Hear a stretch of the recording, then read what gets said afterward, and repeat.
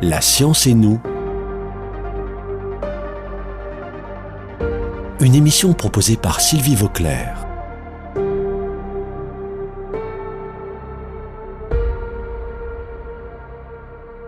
Je suis à nouveau aujourd'hui avec Sylvestre Maurice, qui est planétologue astrophysicien à Toulouse et qui est spécialiste entre autres de la planète Mars et de la recherche d'éventuellement une vie antérieure sur cette planète. Il a commencé à nous expliquer la semaine dernière les caractéristiques de la planète Mars et pourquoi cette planète est intéressante, même si, comme il nous l'a dit, elle est sèche et sans vie actuellement. Donc j'aimerais bien revoir avec lui et qu'il nous explique comment on sait tout ça et avec quels instruments, quel type de caméra qu'il a d'ailleurs construit lui-même, enfin avec son équipe. On observe tous ces détails de la planète Mars. Bonjour Sylvestre, est-ce que tu peux nous raconter la suite de cette histoire de la planète Mars et de ce que vous faites pour l'étudier ?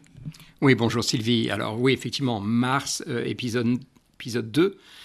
On avait conclu à la fin du premier épisode qu'il y avait un Mars ancien, il y a probablement 3,5 milliards d'années, qui est une planète avec une atmosphère dense, qui avait de l'eau liquide à sa surface, et puis un Mars d'aujourd'hui, qui est une planète qui n'a pas grand intérêt, mais qui a l'avantage d'avoir finalement figé le passé. On s'est donné pour mission de mieux comprendre cette planète, on l'a fait pendant des années avec des télescopes. Et globalement, ça nous arrive encore avec un télescope de regarder Mars, et faites-le si vous avez un télescope. C'est vraiment quelque chose de beau à voir. On peut voir la planète, des petites calottes de glace, de la glace de CO2 qu'on verra au pôle. Mais on a la chance depuis quelques décennies d'avoir des missions in situ, c'est-à-dire des robots qui partent sur place. Donc on a une première stratégie de robots qui était en orbite, ils tournent très vite autour de la planète, ils se mettent à 400 km d'altitude typiquement, et ils ont pris des photos.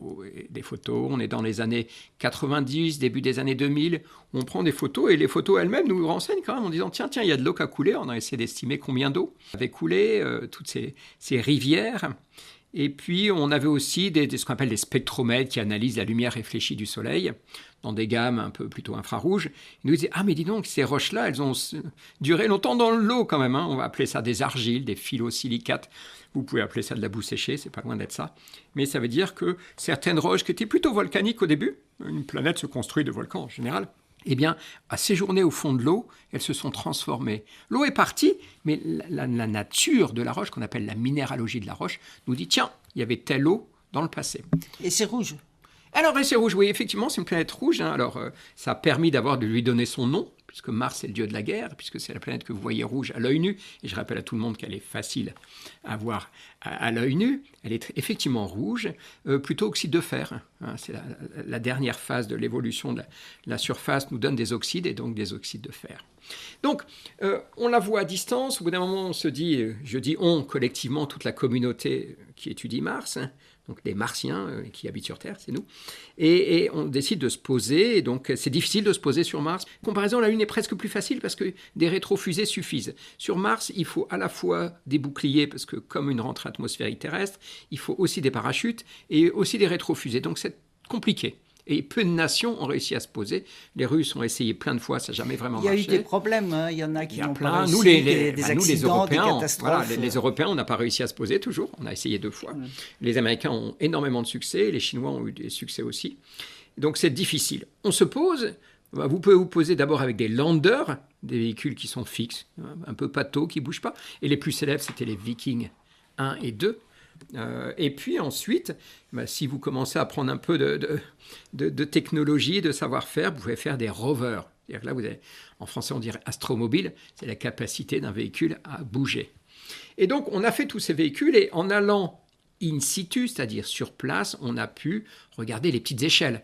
Quand vous êtes en orbital, vous dites l'échelle décamétrique, peut-être l'échelle métrique avec des caméras très puissantes. Quand vous êtes sur la surface, nous on regarde au micron près, donc on va avoir des détails incroyables. On passe beaucoup de temps à décider où on se pose, parce que évidemment, si un jour vous étudiez un extraterrestre étudie la Terre, qui se pose au Groenland ou au Sahara, il ne va pas avoir le même résultat. Alors, il y a moins de diversité sur Mars, Mais quand même, on réfléchit bien où se poser pour maximiser le retour scientifique. Et on utilise des images orbitales pour dire, tiens, là, il y a un lac. Il y avait un lac à une époque. Bon, le lac est parti, mais c'est là où on va. Et donc, on se pose et puis on attaque notre science. Alors, on a eu la science, je dirais, une évolution dans les 25 dernières années. C'est un peu notre âge d'or. On est presque à l'âge d'or. Il y a eu une période où tout était construit autour de l'idée de l'eau. Quand il y a d'eau, on appelait ça suivre l'eau. Est-ce qu'elle était sous forme de glace, sous forme de vapeur? Est-ce qu'elle était liquide? Voilà, on a travaillé ça les années 2005-2010. Après, à partir de 2010, on a attaqué une nouvelle génération d'instruments qui vont apparaître avec une mission qui s'appelle Curiosity. C'est un rover, c'est une voiture d'à peu près 1 tonne. Américaine, et puis il y a des instruments de plusieurs nations, surtout un instrument franco-américain qu'on aime bien, que tu as pu citer, Sylvie, qui s'appelle ChemCam. Et là, la mission, c'était l'habitabilité. Donc on allait plus loin que l'eau, on disait, est-ce que s'il y a eu de l'eau liquide, elle permet le développement de la vie? L'habitabilité, c'est un concept que maintenant, d'ailleurs, on apprend à l'école, je crois, en seconde, première, qui consiste à dire est-ce que les conditions physico-chimiques peuvent développer la vie? Alors ça suppose une définition de la vie, là on ne va pas s'embarquer là-dessus parce que c'est compliqué, mais on sait que c'est une chimie d'un élément particulier qui est le carbone, donc la chimie organique. Et pour que la chimie organique se développe, il faut avoir de l'eau liquide parce que c'est le solvant de la chimie organique. Il ne faut pas qu'elle soit trop acide, pas trop basique. Si elle pouvait être pas trop salée, ça serait mieux. Et donc on va chercher s'il y a de l'eau un peu douce, en quelque sorte, des réserves de molécules organiques ou d'éléments de la molécule organique, de la chimie organique autour du carbone, l'oxygène, phosphore, soufre, azote, ce qu'on appelle les schnops chez nous.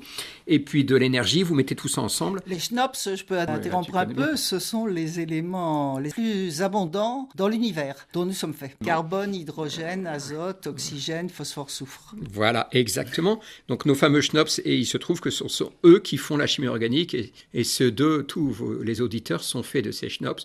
On y rajoutera un peu de calcium. Nous sommes tous des schnops. Nous sommes tous des schnops. Et c'est un fait. Alors, est-ce qu'on va chercher forcément ce qu'on connaît là? Il y a un autre débat.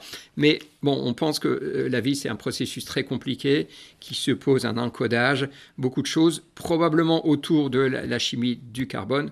Donc, l'habitabilité, on pose la question à Curiosity, est-ce que la planète est habitable?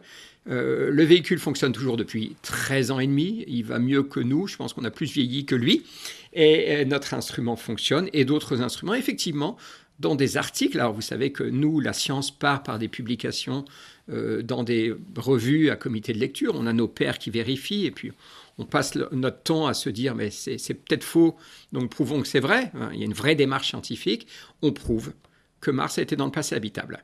Premier grand résultat, donc là on est dans les années 2000-2015, on se dit oui effectivement il y avait toutes les conditions pour que la vie émerge. Excuse-moi, vous avez une caméra, tu peux expliquer un petit peu, il y a un laser, il y a quelque chose, comment vous faites pour étudier le sol? On a plusieurs instruments, et d'ailleurs quand vous avez une question aussi importante que l'habitabilité, c'est pas un instrument qui y répond, c'est tous les instruments, chacun apporte. Nous notre caméra qui d'abord, elle regarde, c'est un microscope, elle regarde des détails, et puis elle envoie un laser qui chauffe la matière et qui la vaporise, qui va créer une lumière, ce qu'on appelle un plasma, et dont on va décomposer en longueur d'onde, nous dit, tiens, là, il y a du calcium, là, c'est une caméra chimique. Et puis, tel autre instrument donne un autre type de résultat. On a un instrument, par exemple, qui prélève de la poudre, et puis on fait carrément de la cuisine. On le chauffe à 800 degrés, et puis on regarde quel gaz sortent, etc.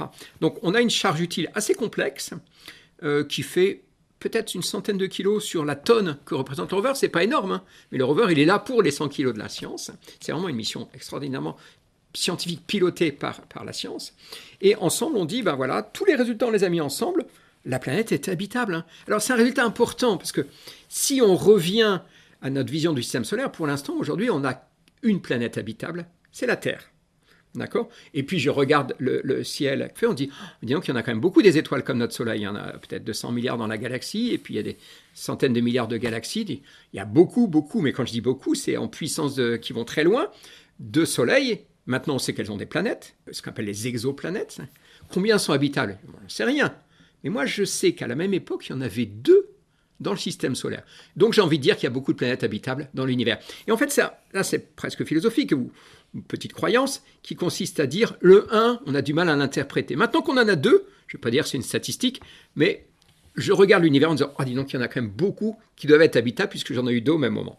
Mars est sorti de la zone d'habitabilité, c'est-à-dire en perdant son atmosphère, elle ne devient plus habitable. Et d'ailleurs, la mission Curiosity qui continue, qui grimpe en ce moment sur une montagne qui est au centre du cratère où on s'est posé, comme elle grimpe sur la montagne, vous savez qu'en géologie, plus on va en altitude, plus on va vers des moments récents, c'est des empilements de strates, on est en train d'étudier la fin de l'habitabilité, comment on a perdu l'habitabilité. C'est très très intéressant. En même temps, on dit, on va continuer, puisqu'on a dit qu'il y avait de l'eau, première étape, puisqu'on a dit qu'elle était habitable, on va envoyer une sonde pour dire, est-ce qu'elle a été habitée? Et donc ça, c'est la sonde Persévérance, une sonde de la NASA, qui va aussi sur... C'est aussi un rover. C'est aussi un rover, exactement, qui va aussi sur appel d'offres demander à des universitaires que nous sommes, en disant, qui veut construire un instrument pour répondre à la question, est-ce qu'il y a eu la vie? Et donc, on va répondre et on va être encore sélectionné. Donc, avec plaisir, on construit un instrument qui fonctionne depuis maintenant 4 ans et demi. Ce rover qui est posé depuis 2021 dans un cratère qui s'appelle le cratère Gale. Là, c'est Persévérance. Il n'a pas du tout les mêmes objectifs. On va plus montrer l'habitabilité, c'est fait. Bon, on va remontrer, parce qu'on a changé de site, donc on en profite pour refaire un peu la même démarche scientifique. Mais ce qu'on avait en épisode 1 dit, c'est que s'il y a une vie du passé, c'est une vie microscopique parce que l'horloge de Mars a tourné trop vite. Elle a tourné trop vite et donc elle a une vie peut-être d'1 milliard d'années ou si elle a eu le temps de construire quelque chose, à l'exemple de la Terre, c'est vraiment petit. Et donc on va chercher quelque chose de microscopique. Alors c'est pas très facile, on a des instruments pointus, on fait ce qu'on peut, mais dès le début, au moment où on a écrit cette mission, on a dit mais on va pas y arriver. Alors c'est quand même compliqué de dire je vais chercher des traces de vie mais je vais pas y arriver. Et attendez, on est plus malin que ça. On a dit on va faire ce qu'on peut sur place. Et là, récemment, on a trouvé une roche qui est pas mal. Elle a des trucs qui ressemblent à ce que sur Terre fabrique la vie, mais on ne sait pas trop. Et on va se donner une deuxième corde à notre arc. On va dire, cette mission, elle va faire ce qu'on mieux pour documenter les endroits où on est. Elle va prélever des échantillons et on va les rapporter sur Terre. Alors ça, c'est vraiment passionnant parce que du coup, on va pouvoir étudier ces échantillons sur Terre.